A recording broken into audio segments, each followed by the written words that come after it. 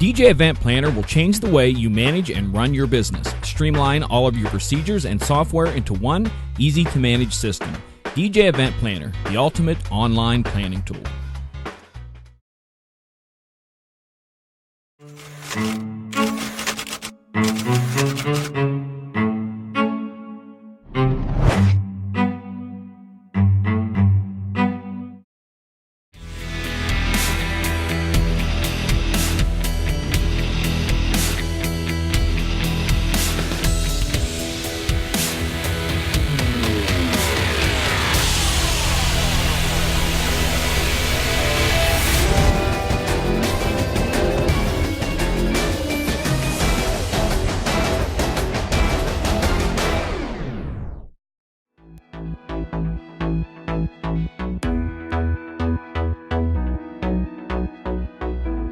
Tonight's DJNTV show is sponsored in part by Electro Voice, DJ Event Planner, ADJ, NLFX Professional, Promo Only, and DJNTV Insiders. Oh no. Yes. It is. It's live. It's time. It's us. Woohoo! Yay. What's up, guys? This is going to be fun tonight. This is going to be fun tonight, ladies and gentlemen. Thank you for joining us. If you're joining us out on YouTube and Facebook, make sure, wait a second. I got to make sure all the streams are going. It would really be bad, yeah. The YouTube stream's going. I have it right here. Yep, and I see Facebook is going. Yes, it's right there. Nice. So, tonight, we are joined by, in the upper left, DJ Rick Webb. Good evening, Rick. Good evening, John. Good evening. And down at the bottom, bottom left and bottom right, is the one and only DJ Superfly. Good evening, Superfly. Good evening. What's up? How's it going? Doing well. This is kind of fun tonight. We're going to be answering your questions in Serato. And first off, we're going to have the guys kind of show a couple of things in their Serato setups on how they're using it for their gigs. Now, they both have some similarities in the type of events they do and some differences in the type of events they do. And I had asked the guys to basically have a couple of things that they were going to show. A lot of you have seen MJ when he's talking about his virtual DJ and he's showing some tips and tricks and things like that. You said, gosh, Jimmy said this really. Jimmy's the one who said this. He's like, I like virtual DJ, but I'm a Serato guy. So I brought in some people who speak Serato. Nice. Rick Webb, you want to go ahead and you can go first and see what you got. What are we doing again? Well, showing us really probably one of the areas in which I wanted to talk about at some point in time. Maybe we'll even start with this then, is how you manage your music within the Serato world. Oh. So okay. So let's kind of start there, and you can kind of walk us through the method behind your madness of managing your music files. This is gonna be good. Oh boy! All right, so I am sitting. So you want me to share the screen over then, John? Yeah, why don't you share that so that you can kind of talk us through. Okay, this is going to be interesting because I don't know if anyone will understand what I do. And that's what, truthfully, that's what I'm kind of after, is that to show that there's, oh my goodness gracious, yeah, you've got some weird categories, but that's that thought process behind these things, so that way we know that you're partially crazy. So yeah, it is very crazy, and I don't even know where I start here, but I don't manage any of my music in Serato necessarily. All of it's in iTunes, for the beauty of it syncing across my multiple laptops, my ceremony laptop, etc. So that's why that's that. So scroll down on that left side there, if you would, Rick. Give me 1 second. I'm trying to. There we go. Okay, I was unplugging. I had a monitor plugged in. It was annoying me. But so basically, I used hashtags to put more important playlists at the top. Okay. But, they're very vague. As you can see, the last wedding, I put triple hashtag, and that's the wedding playlist that has the key important songs for that wedding. Mm-hmm. This is my mom's playlist. I don't mess with that. It's for her iPod. She wants it at the top on her iPod because it syncs across. But that's for iPods. But 2000s bars, country. You get the idea. So in iTunes, you can go through and make a playlist. Say you've got a song that you can go in with Genius and iTunes. You can go and click and say, "Oh, I like Boogie Shoes. That's a great song, and I want songs like that, so I can make a playlist with that." Do you utilize that functionality at all within your music management there? Yes and no. This is like you just like dived into my one thing that I need to work on super badly is getting my music organized better. I like have like 4 things on my list to do. I want to create a better 80s, 90s, because the better lists are in my files, which I can barely ever get to. How so? So I have folders inside of here somewhere if I can find them. But my folders have a lot better broken downness to them. So in other words, where you have dumped all your 80s into a folder kind of a thing. Yes. Yeah. Okay. Like it would take top 500 rock and roll songs. I see what you're saying. Yeah. I got to figure out where it's at though. It was right there somewhere. We just saw it as it scrolled by. This explains the madness here too. Is trying to find it in here. This one, Music Proto List. So in there's some better lists in there. First Dance, Guard Removal, Gutters, Prelude, slow oldies, slow country, slow rock, 90s, beach, tropical. So I need to create these folders into playlists or crates inside of Serato so that they're easier to get to. And they're kind of laid out in a way. So you'll see like there's a 1, 2, 3, 4. Like you see the folder start out with 1, 2, 3, and 4. Yep, what's that? That's laid out in the format of a typical wedding. Oh, okay. So your bouquet toss and your bridal party dances, your cake cutting, your father-daughter, first dance, all those are laid out in the 1s and 2s. And then when you get into 3s, you're into your slow music. And then when you get into your 4s, you're in your 60s, 70s, 80s. Then when you get down to 5s, you get into newer and newer music. And then there's more folders at the bottom. You got the good old dinner rat age. It's a good one. But yeah, it's a chaotic mess. And if you see on the left here, all these Z's, those are playlists I created for events, and then I just put a Z in front of them when they're done. When they're done to go to the bottom. They go on for a while. Sure. And you're managing all that through iTunes, which unfortunately, and this is probably not a good thing, I find myself actually utilizing the iTunes music library functionality on that computer more than I would like, because I would like to be able to do more of what MJ does with the creating folders that have filters and different things. But that's been over my head. Yeah.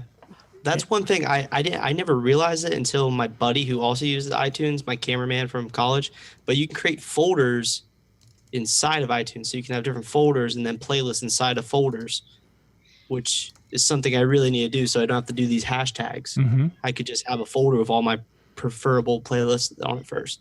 But yeah. You probably noticed I do have some crates at the bottom, but those were when I was creating mixes. So when I was creating mixes for SoundCloud and Mixcloud, or like my Halloween set, I put them in a crate. That way they're stored into actual Serato. Sure.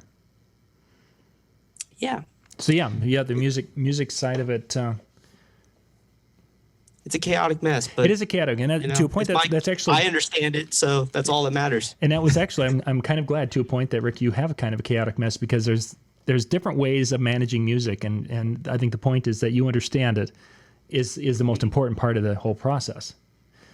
Well, and I find 9 times out of 10 when I'm DJing, I think of a song and then I just search for it. Yep.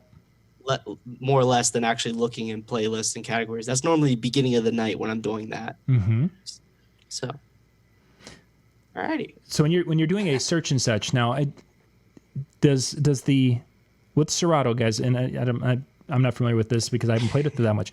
Does the Serato search the whole hard drive, or does it search folders that you have identified in Serato to be searchable folders? So if you're in all, it'll only search in all, or not that one, 2000s or whatever. You have to go all the way to the top and click all to be able to search for your whole library. And it'll search through the library you have chosen already to be part of the music library, or will it search the whole computer for any MP3 or any file? It will not search the whole computer. It'll only search what you have in Serato. Okay, I got you. Cool. All right, let's bounce over to Superfly. Sure. I'll share my screen here as well and show you how I We're back. I moved the thing here, there. Let me just share my screen and show you. Go to Serato and then show you my screen here. So I don't know if y'all can see that. No, it hasn't. It's not. There might be an issue. Yeah, we're not. What are we seeing? It's not showing. We're seeing it just a gray screen or a black screen. Oh, gotcha. Yeah. It is quite. Might be on the wrong. I don't know. Try. Maybe they grabbed the. Did you grab the right window? Yeah. Let's try it one more time. Okay. Now we're back with all of us. Share my Serato. Ooh, I think it crashed it. I think we crashed Zoom. I don't think we've ever done that before. Let's see. Okay, so you're just gonna have to hang on here a second because we all have to jump back into Zoom. That is something. We crashed Zoom. So thank you for being with us tonight to witness a first time. We've been using Zoom since 2015. So this is like 4 years. And tonight basically just whatever genre it is. Okay, I'm back. So John? Did it just crash? Did my side just crash? I think so. I'm not sure. Oh, was the darndest thing. I've never had it. It was just when like boop, it crashed. So now I have to get us back here, guys, because it is all. So just hang on. It's still going on YouTube. Yeah. I will be on there, and as far as. You're on there. We're not. Yeah, you guys all of a sudden dropped. Sweet. So yeah, what's the darndest thing? It's like, what happened? Okay, I'll take blame for it. It was my connection. I'm not. Yeah, we've never had Zoom crash like that where it's been, we've had stuttering and issues with that, but I've never. Okay, I've got window configure. Just a second here, getting that Zoom. They know the craziness of what's happening. Yeah, that's why having the multiple. Okay, so I was saying these sick mixes we were about to play. Yes, yeah, exactly. Okay, I think we're back. Yeah, I was trying to figure out where's John? I can't hear nobody. Yeah, all of a sudden, I couldn't hear him there for a sec either. It was all of a sudden I was like, where did it go? No. Oh, that was funny. Okay, so did we get the screen share? I think so. Here. Okay. I'm still getting. You got it working, but it's not shared now. But let me try one more time. So we go to Serato and then, all right. There we are. Yay! All right, sweet. Okay, I'm just getting screens adjusted and such because everything gets thrown off when we have a new Zoom thing started. So. Got it. All right. So this is how I go through my crates. Is I add everything into Serato as a crate. Okay. Basically, when I go and when I download anything from the internet, it could be today, tomorrow. If let's say I go into BPM or DJ City or whatever it is, I download it all and I add it into a folder. So I add it into a folder and then I move it into my external so that I can have that physical file in my external. And from when I go into my when I download that, this is my external right here. Mm-hmm. And so here's where I have everything that I have for just about all the music that I add. So what I'm using now is I go by year. If I can find it here. So you can see from 2012 to 2018, and I go by month, July or June, whatever it is. And I go ahead and select it and then just drag it all into Serato using the crate feature. So I'll drag it into there. And then once is in Serato as a, it's just going to take its time to read. Now it's in my crates. So I have it as a crate into Serato. And I can go in there and I can add it to where it needs to go because I have, various memberships with, lots of different websites. Sure. I'll move certain things around. So what I like to move is when I'm in the Spanish, there's a lot of genres, of course, that Mm-hmm. I like to move all the music into certain into certain songs, or to certain crates. So that way, if let's say I'm only gonna mix reggaeton, then I'm gonna mix reggaeton. So that this is where I have all my reggaeton videos and everything. As y'all can see, it's all videos. So these are all videos, and that basically that's how I do it. I know in virtual you can analyze music. So you have to do that as well with Serato every time you import something. And once you have it imported into Serato, it's always going to be there. No need to go and use it like how Virtual DJ has it as a file explorer, right? Yep. Serato's kind of different. Serato's more like, all right, you build crates and crates, you know. So there's a lot of crates that you can add underneath each one. You know, like sometimes I add different stuff, and then it's more crates under that. Let's see, there's a lot of DJ cities that I can add under that, and I can add under that as well. So I know, like in April, I downloaded all these DJ city songs. So I go under crate. So you can go put multiple crates inside, so that way you can have everything organized correctly. One of the things that I did have, which I forgot to add here, is you can add emojis to this, so you can actually make it look pretty nice. You can add fire or whatever it is. I did have it at some point, but I kind of just ruled it out because it was a lot of work. But that's one of the cool features that I've seen a lot of big DJs do, is that they'll add emojis to some of the crates that they use, or some of the songs that they use. So like right here, you can see I have like a bilingual acapella that I know it's fire, you know, and whenever I want to use it, I know that's like, it's an eye, for me, it's an eye opener when I'm DJing the middle set, and I'm like, okay, cool. I know that's a really good loop to scratch into or whatever. So that's something that I'll load right away. And it's just very simple. So like I said, once you build these crates by yourself, then they're there forever.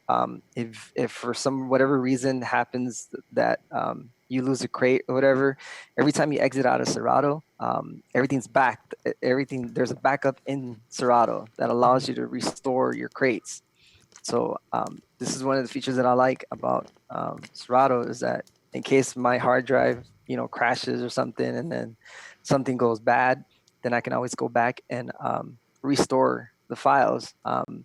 I know that's how Rick Webb does it, is, you know, a pretty good way, because iTunes is his backup, you know, in case he ever loses it. I know there's ways that they sync to each other across devices, across the account, and that's a backup option. For me, having a backup is very important, because I carry two externals. So if one crashes, I can always plug in the other one. You know, if either one crashes, then, you know, you're trying to get all that music back, get all your crates back. There's a way to do it in the File Explorer to do and restore everything back. So this is how I DJ is when I DJ certain genres or anything like this, especially for Spanish. You want to keep the music going, you know, and everything. So there's ways to go into certain crate and just, you know, mix off from how you do it there. It's the same as, you know, how you do it in English, but sure, I have it arranged by BPM and key. And when I select the crate, like you can see here, I can, you know, search for whatever song I think is a really good song. Sorry, I can't type. Like Selena is there. But if you wanted to search through the whole library, you can search it through it all. You can go in there, you can actually get all the results for Selena. So you kind of see Selena Gomez, of course. I mean, so this is, like I said, one way how I do it when I manage my library, is to do it this way. Again, once you have everything disconnected, I'm going to disconnect my mixer here and show you and go into offline mode. So here, you analyze all the files. You're going to get all this. It's going to scan supposedly 1,000 songs, because I haven't done it lately. And it's going to set the auto gain. It's going to set the right beat marks. As you can see, there's all these, excuse me, I have the thing on. It's just, what I like about Serato too is this, like, it adds these quantized markers here. So it tells you basically, you know, how one beat is, 2 beat. It helps me to mix as well, to have this visual marker. So once you analyze a song, it's going to add the BPM, and it's also going to add the markers that you need for, let's say, for example, if people want to use sync. I've seen a lot of people out there, a lot of famous DJs that are using sync with turntables. So I mean, it's like, how does that work? I've tried it myself, and when they're doing quick mixes and everything like that, it's just loading it up, having sync do all the work for them. They don't even have to use a pitch up or down. I think that's one of the major differences between a turntable DJ and a controller DJ, is that the pitch is different on a turntable than it is on a controller. On a controller it's instant. You can move the pitch up or down, and it's moving as you're moving it. But then when you're using it as a turntable, you gotta wait. When you move the pitch up, you gotta wait till it catches up. You gotta wait till the record catches up to the pitch to be able to do that. So yeah, so that's the way I manage it. You guys have any questions? So when a person, you're getting your new music and such, let's go up to where you had a lot of your did you do the band, the banda and the bachata and such? Where is that at? Oh, yeah. So you're getting a lot of the music and such, and it isn't labeled that. Now, are you figuring out that a bachata is that? I see some of them have that listed, but some of them don't. Are you just by experience, listening to it and saying, hey, this would be something I would use in this type of set, and moving it into that folder? Or is there a tag that is on the songs from the label that puts it into that folder for you? It's managed both ways. Like, let's say if I'm at a certain website, let's say I'm on BPM Supreme, and I just want to download bachata music. So I'll just download bachata music and put it into one folder, and then I'll drag it into the crate. Okay. That's one way of doing it. The other way of doing it is to add like a temporary folder or a temporary crate, and then from that temporary crate, you can move songs to to a different crate. So let's say for this song, you can have it on on a different crate, and you can have this song like in multiple crates. You don't necessarily just have it in here, because I know there's certain songs or hitters that you want to be having on certain crates. So you can repeatedly have different songs in different crates. Yeah.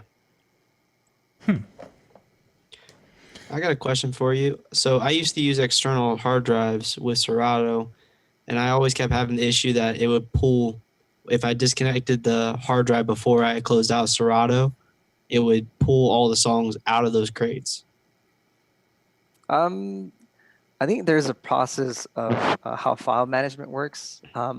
I think it's like you're using a PC, right? Windows. Yeah. Yeah, I think it tries, because you have to close Serato first for it to have to write all the key points that you put on your computer, anything that you put on your Serato songs or whatever it is. You have to close Serato first so that it writes the necessary information on its database before you can actually disconnect it. I know a lot of people tend to like hook up external like thumb drives or whatever, while they're in the mix live, and it's like that's one of the things that Serato advises not to do, because it's running on its database, and its database is definitely it's very sophisticated, that if you're connecting all these extra stuff and and you have something go wrong, it's not necessarily their fault. It's your fault for having connecting all these things to it. I know with Virtual DJ, you're able to do that, but again, Virtual DJ runs through the File Explorer mode, so that's why it works that way. It's a little bit different. That's another difference between Serato DJ and Virtual DJ, is that the database works is way different, completely way different. I actually didn't know that. I switched over to all internal, and it solved my problem. So yeah, everything's internal storage on my computer instead of external. See, and I tried doing that, and there's a lot of people out there that they go buy externals just because they want to have multiple laptops, and they want to hook their externals to multiple laptops, and I do that too. I figured that the ones that are having the most issues are the ones that have like an external power supply.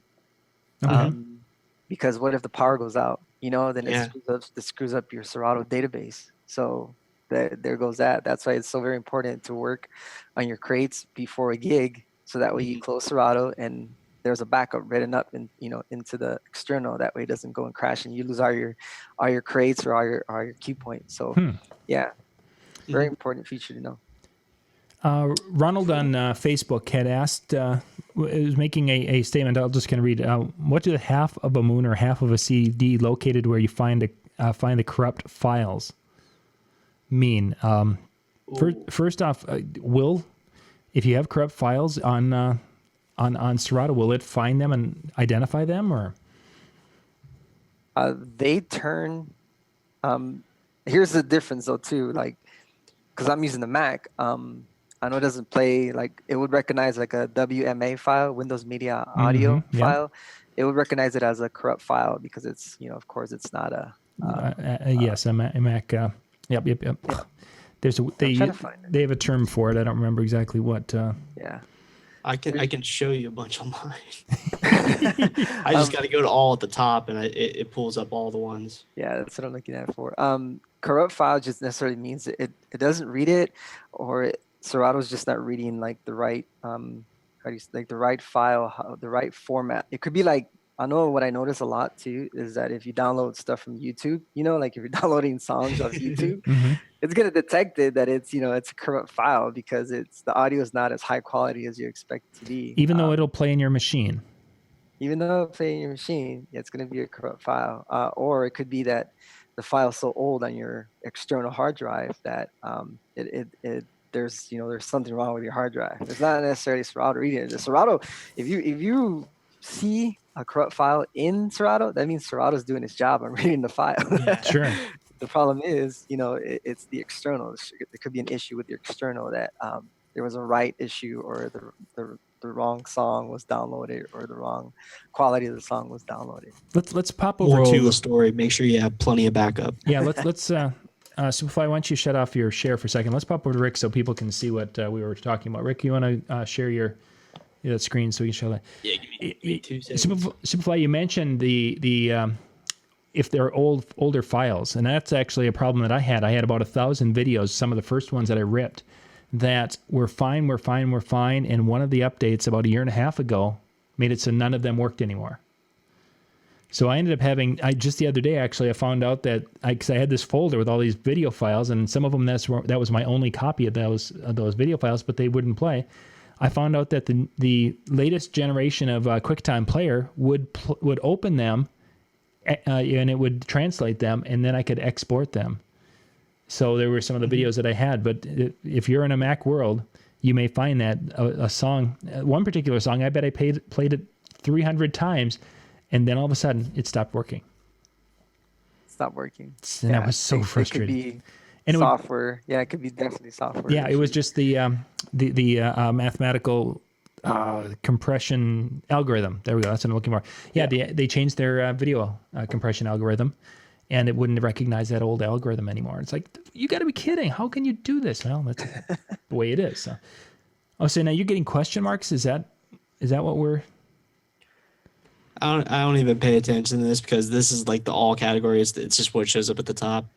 So I don't even... Superfly, you can explain what those mean. I don't necessarily. Can you try to load it into a deck? Oh, so it tells you on the bottom if you can read it. There's a little.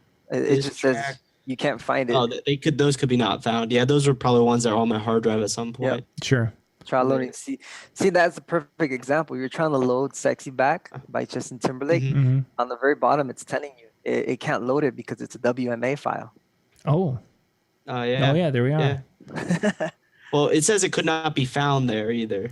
Yeah, because he's PC. It says the location on my hard drive. It's trying to go to a hard drive. It's trying to read both. So it's reading. It's doing its job on trying to read the file, but so the lightning won't works. do it because. Yeah. Those ones are weird. They just don't even load. But that won't load. I don't know. So I've had a couple of different software packages that people have sent out and said, "Hey, test out our software." And not that I'm an expert in this, but I've tried some specific songs that I knew were trouble in some others, and the number of times the software will crash. You hit the song, and instead of giving you the notice on the bottom and saying, "Oh, we just can't play it," it'll be, "Oh, well, that's nice. We have nothing now." Yeah. So I kind of see what you guys are talking about of all these file corruptions and whatnot. I mean, but even if you load it in, Virtual DJ, it just depends. A lot of people say that there's, are you a Mac DJ or are you a computer, or a Windows DJ? It's like, it doesn't really matter. I've met great DJs that both DJ with both. You know, it doesn't matter as long as you have your library set how you want it, and you know it's going to read your files. You got your crates, everything figured out how you want it. You can basically just DJ off any computer. So there's necessarily no way of saying that, hey, there's a better way to DJ when you don't have your your crates how how you're supposed to have them. So if you have your crates ready to go, you can basically plug into any system and be ready to go. That's primarily what it's all about, is definitely having your music organized. I know a lot of DJs, if you look at like DJ Jazzy Jeff or any of these big DJs, they're gonna have their stuff together. You know, they got all their crates, they got everything. They have all backups. They bring extra backups of laptops or whatever it is, you know, and they all back up everything.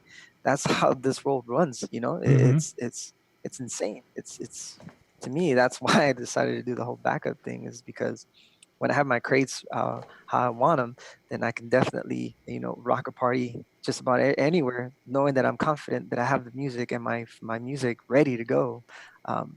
So that again, it's very different with virtual DJ too, because their stuff is there's also database in virtual DJ that it's a little bit harder. If you want to transfer to another computer, it makes it a little bit harder for them to do that unless you store the database on the external.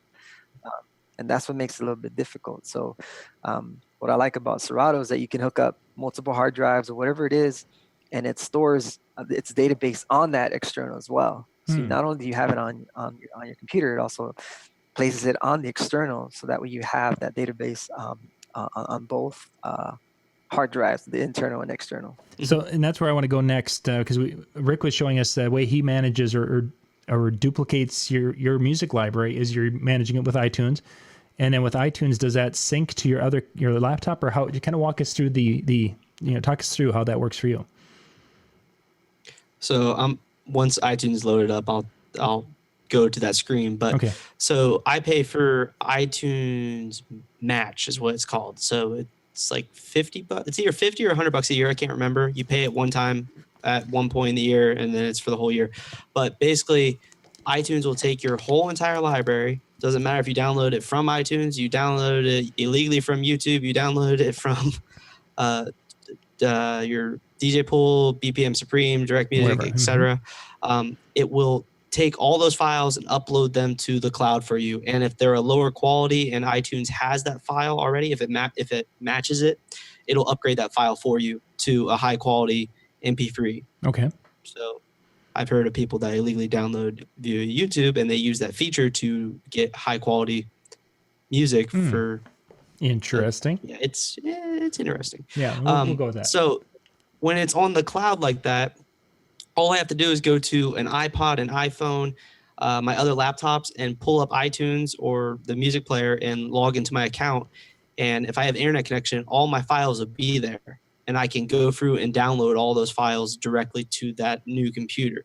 So literally last night, I just went through and downloaded a bunch of music on this computer, and it synced it all over to the cloud, and then it uploaded it all to the cloud. And then I went on my other computer and downloaded all of it. And then I also downloaded it on my iPod before I left this morning.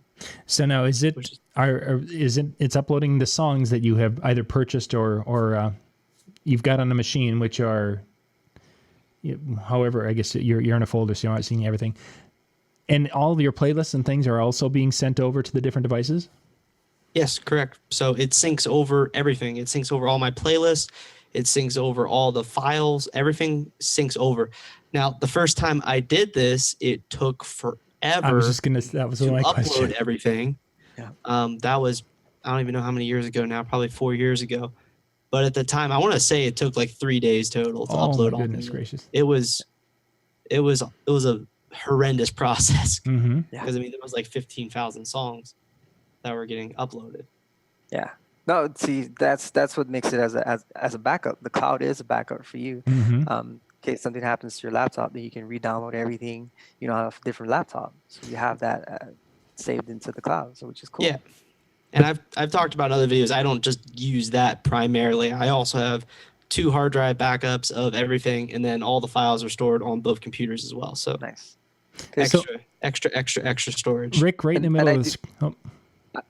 I do know that iTunes uses a higher quality of as well as in as far as the file, the kbps, or I can't remember, I don't know what it is, but they definitely do use a higher rate of quality for audio music. So if you're doing all your iTunes stuff, yeah, congratulations. That is definitely a way to get your music really crisp and clear versus using a YouTube Sure. rip song. So right in the middle there, Rick, is the word matched.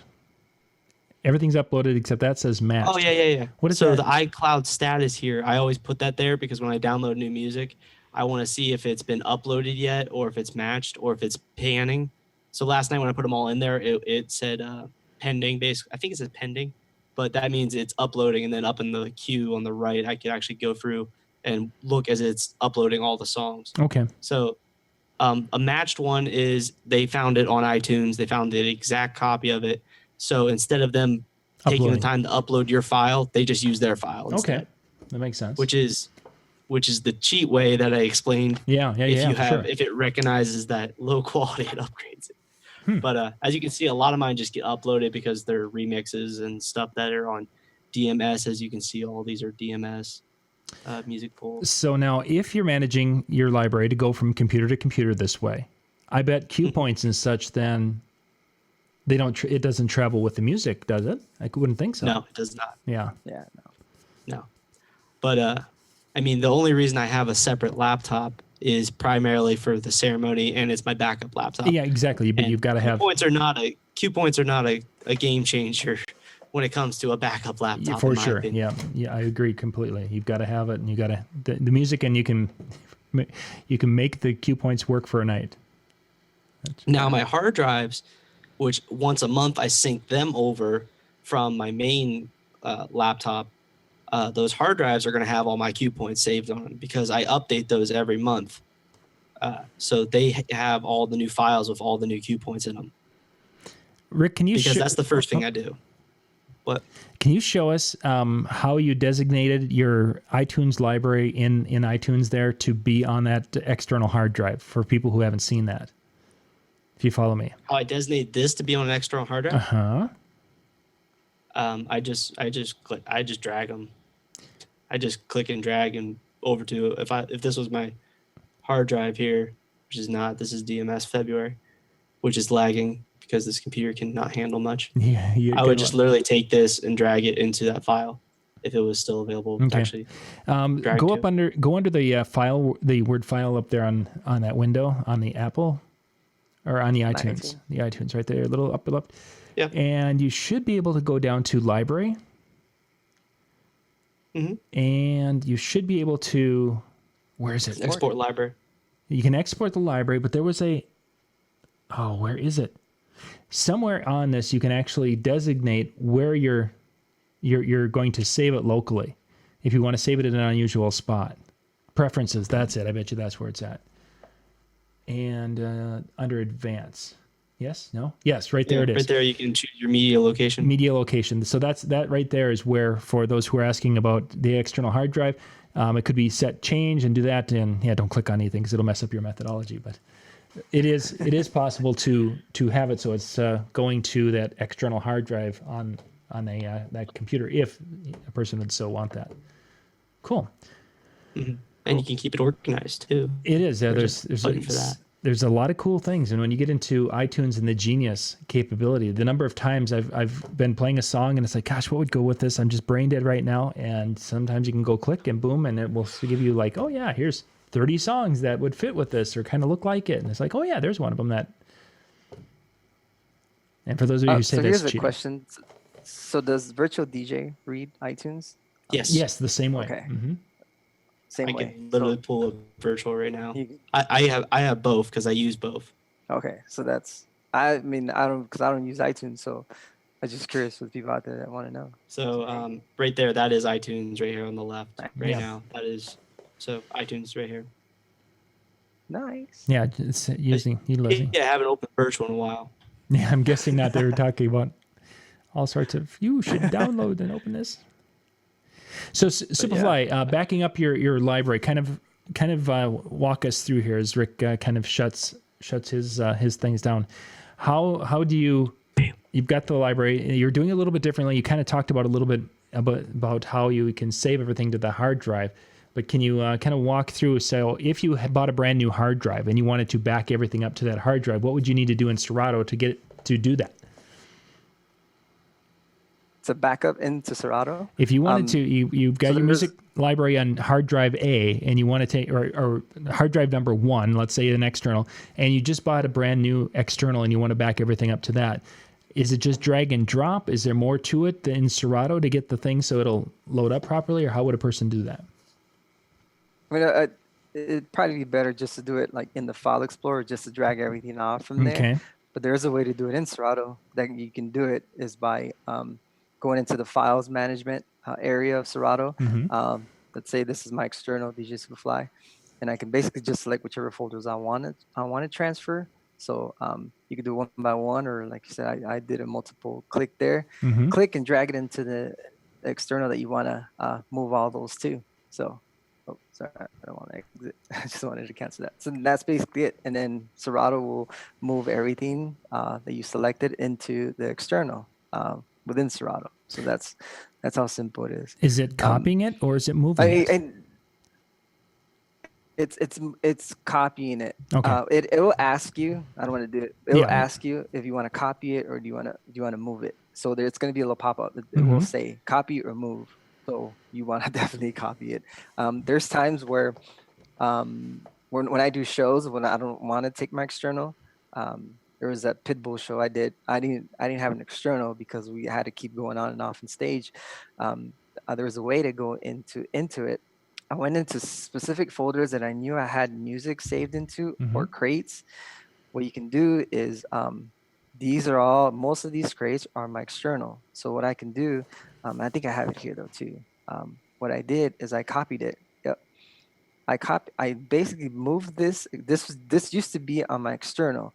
What I did is I moved it into my internal. Okay. So now when I moved this specific crate into my internal, it moved all my files. It moved everything that it knows about, all my cue points and everything into my internal. So the next time that I restarted Serato and I had my external disconnected, it was going to show me that one. So these are all the songs that I played for that day.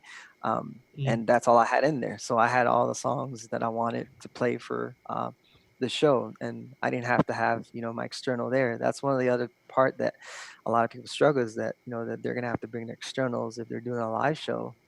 You can't necessarily have that because you won't have time to wait till your whole library loads up. That's definitely one of the easiest ways to do it. So and I know yesterday, I know Mike, he was showing off like the plugins and everything, and I don't know to change the subject just a little bit because I know we're short on time here. What I wanted to show off with Serato is a lot of people ask, why Serato versus virtual DJ, and it's all preferences necessarily. But with me being, a vinyl DJ and scratch DJ, I like to record a lot of mixes too. So when we do that, you need the specific hardware and the software to do that. I know that when you record, and what a lot of people know is in Serato and virtual DJs, when you record a mix, it's going to record, a master file of it, right? Okay. There is a way to do it in Serato, which allows like Ableton. Ableton and Serato are very well known to working together with releasing new updates. They don't really market it as much because it's more marketed towards like producers. So what it does, it definitely, when I'm recording a mix or whatever, it's gonna go saved into Ableton in separate tracks. So this is exactly why a lot of the famous DJs tend to prefer Serato over virtual DJ, is because when they're recording specific mixes, it definitely creates a separate tracks for them so that they can go back and they can add scratch sentences to it, add their, they can go and make plugins. They can add plugins to their, like, let's say they want the song to sound, or the whole mix to sound louder, add limiters, echoes, certain echoes. And this is something that a lot of people don't realize, is that its potential is great for studio quality things. I know, like I said, that's the whole difference. And I wanted to see if I can show it. I'm gonna try to bring up Ableton here if I have it. Can y'all see Ableton? No, you have to share that screen. Oh, I have to share that screen, huh? So I wonder if I can share I'm just going to share my desktop. There we go. There you guys see the, cool. Yeah, we can see everything now. All right, so there's Serato, and then here's Ableton.